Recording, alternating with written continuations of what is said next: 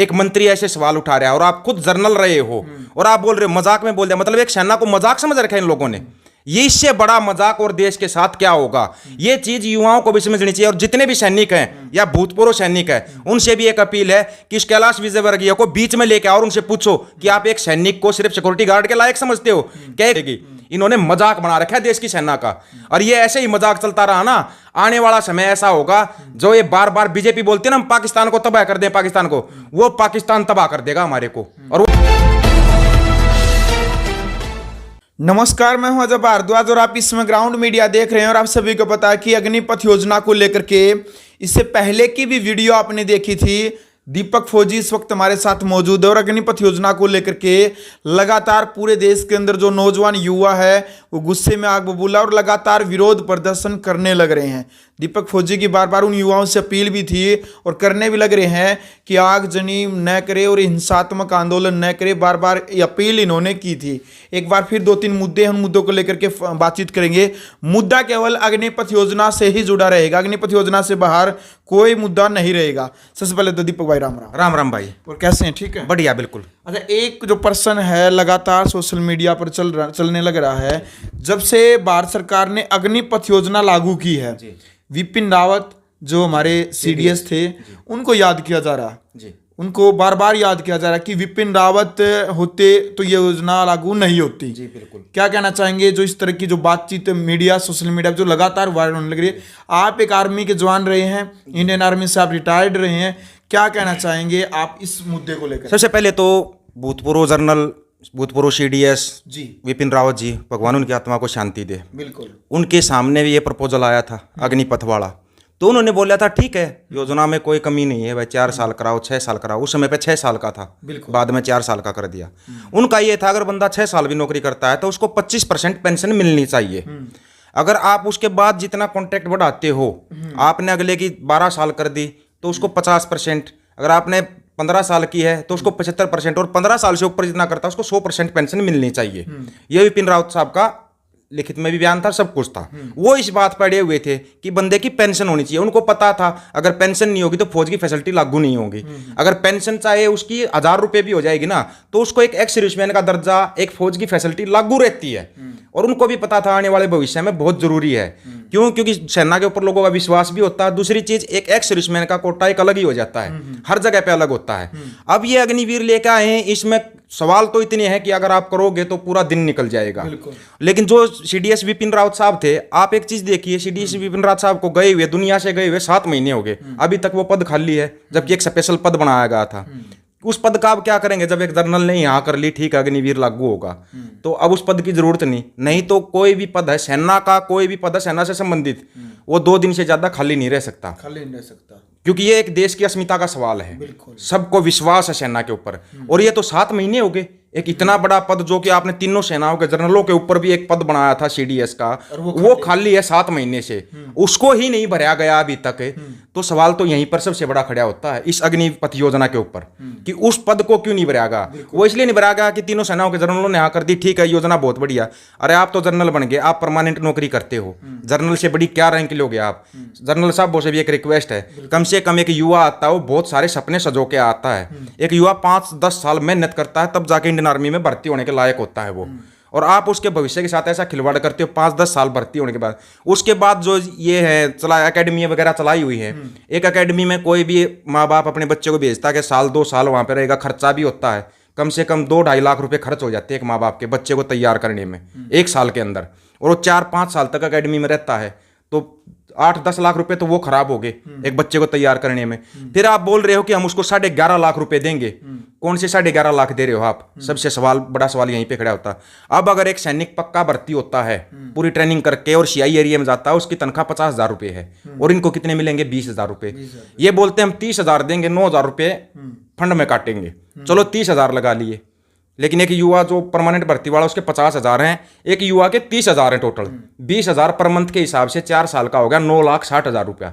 9,60,000 का आप ब्याज लगा के देख लीजिए कितना हो गया। वो 11.5 लाख से ऊपर जाएगा। इन्हीं का पैसा इन्हीं को दे रहे हैं और गुणगान ऐसे कर रहे हैं जैसे तो पता नहीं क्या दे रहे हैं। ये युवाओं को समझना पड़ेगा। आपके भविष्य के साथ बहुत बड़ा खिलवाड़ किया जा रहा है। अभी तो चलो खुश हो जाएंगे, कुछ युवा हैं जो खुश होंगे, कम से कम 4 साल की नौकरी तो मिल रही है। या युवाओं को एक डर दिखा रखा है, अगर आप आंदोलन करोगे तो आपके ऊपर केस लग जाएंगे। ये केस तो किसान आंदोलन में भी बहुत लगे थे, लेकिन वो केस सरकार को वापस लेने पड़े थे। आंदोलन कोई भी होता है उसमें केस लगते हैं जब भाई, वो केस लगते हैं तो सरकार को वापस भी लेने पड़ते हैं जब सरकार किसी चीज पे झुक जाती है।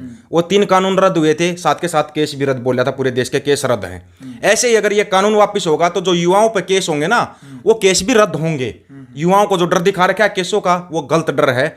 युवा आओ, लेकिन हिंसात्मक नहीं, अहिंसात्मक आंदोलन, शांतिपूर्वक बैठ के पूरा देश आपके साथ, अहिंसात्मक आंदोलन करो। आंदोलन भी लंबा चलेगा और देश के ऊपर असर भी पड़ेगा। बिल्कुल।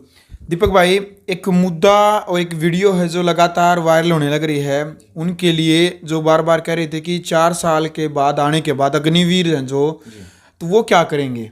एक बीजेपी के नेता हैं कैलाश विजयवर्गीय, उनकी एक वीडियो वायरल होने लग रही है।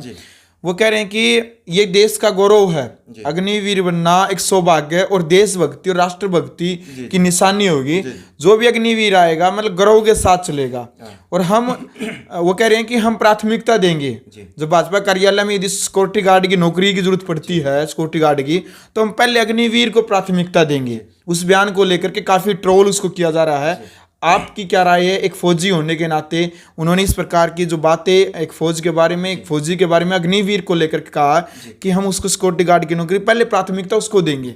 पहली बात तो उन्होंने सिर्फ एक सैनिक का ही नहीं, पूरे देश की सेना का अपमान किया है ये बात बोल के कि सिक्योरिटी गार्ड की नौकरी देंगे।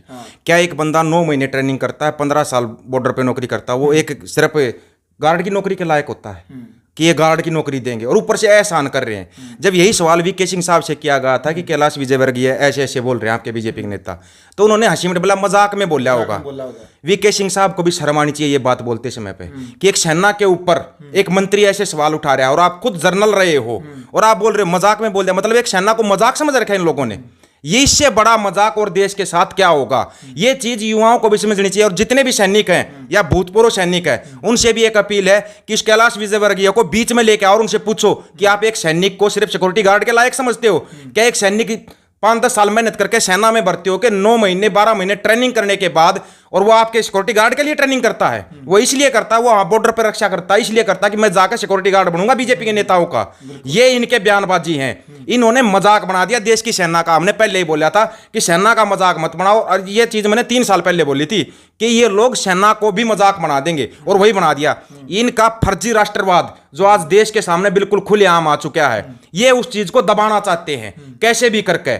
लेकिन अगर अब आज के समय पे युवा दब गया तो ये समझ जाना पूरे देश का भविष्य खराब होने जा रहा है। ये तानाशाह राज है, अघोषित इमरजेंसी देश के अंदर लगा रखी। अगर कोई थोड़ी सी भी जुबान खोलता तो उसको बस वहीं के वहीं दबा दो। एक तरफ तो ये बोलते हैं हम सेना का बहुत सम्मान करते हैं, दूसरी तरफ सैनिकों को उठाते बिना बात के जेल में डाल देते हैं। कोई अगर बोलता, सवाल करता, देशद्रोह भुगतभोगी हूं मैं इस चीज का, जबकि कोई केस सिद्ध नहीं हो पाता, कुछ नहीं। जब भी दिल करता है उठाया जेल में डाल दिया, उठाया थाने में बुला लिया। कौन सा मजाक बना रखा है इन लोगों ने? ये चीज हर एक सैनिक को भी सोचनी पड़ेगी, भूतपूर्व सैनिक को भी सोचनी और युवाओं को भी सोचनी पड़ेगी। इन्होंने मजाक बना रखा है देश की सेना का, और ये ऐसे ही मजाक चलता रहा ना, आने वाला समय ऐसा होगा जो ये बार बार बीजेपी बोलती है ना हम पाकिस्तान को तबाह कर दें, पाकिस्तान को, वो पाकिस्तान तबाह कर देगा हमारे को। और वो खुश होगा कि एक अनट्रेंड सोल्जर हमारा जब बॉर्डर के ऊपर खड़ा होगा, उनका एक ट्रेंड सोल्जर है, मुकाबला नहीं कर पाएगा। ये चीज क्यों नहीं समझते ये लोग?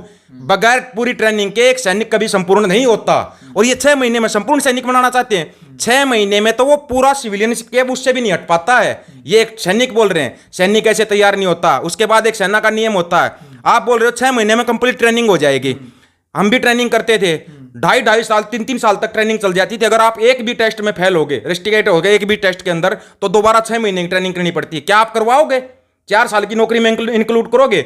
अगर बंदा 3.5 साल तक ट्रेनिंग ही करता रहेगा और वो पास नहीं हो पाया उसके अंदर, तो क्या आप ट्रेनिंग ही करवाओगे उसे 3.5 साल? फिर कौन सी 4 साल की नौकरी कर रहे हो? फिर 6 महीने नौकरी करेगा, उसको 6 महीने कहां पे पोस्टिंग दोगे? ऊपर से 3 साल की अलग से ट्रेनिंग चलती है। आप यूनिट में जाते हो, यूनिट में जाने के बाद भी सालों साल तक ट्रेनिंग चलती रहती। बंदा पूरी नौकरी करके आ जाता, 30 साल 32 साल करके आ जाता, लास्ट समय तक ट्रेनिंग करता रहता है। और ये 6 महीने में एक ट्रेंड सोल्जर तैयार कर रहे हैं। कमाल बना दिया इन्होंने, तो मजाक बना दिया पूरी सेना का ही। और सबसे बड़ा कमाल ये है कि कोई मुंह नहीं खोलना चाहता। जो मुंह खोल रहा है बहुत हैं, जैसे जनरल मोर साहब हैं और कर्नल उदयवीर साहब, ये मुंह खोल रहे हैं। इनकी कोई सुनना नहीं चाहता, इनको ज्यादा दिखाते नहीं, क्लिप काट देते हैं इनकी।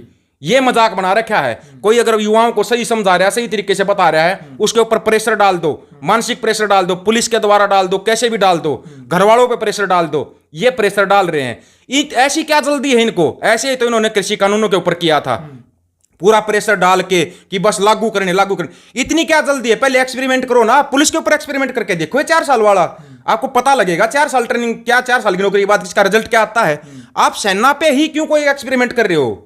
सेना को छोड़ दीजिए कम से कम। अपनी इस फर्जी राष्ट्रभक्ति के चक्कर में देश की सेना का मजाक मत बनाओ।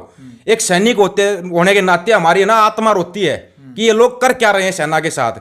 अगर जिसकी आत्मा बिल्कुल मर चुकी है उसको तो कोई फर्क पड़ेगा नहीं, चाहे वो पुलिस वाला हो चाहे वो सेना वाला हो, उसको कोई फर्क नहीं पड़ेगा। अपना जमीर मर गया ना जिसका, तो वो वैसे ही मर चुका है। शरीर का मरना मौत नहीं होता अजय भाई, जमीर का मरना मौत हो है। और जिस तरीके से कानून लागू कर रहे हैं और जो इनका समर्थन कर रहे हैं ना, उनका जमीर बिल्कुल मरा हुआ है।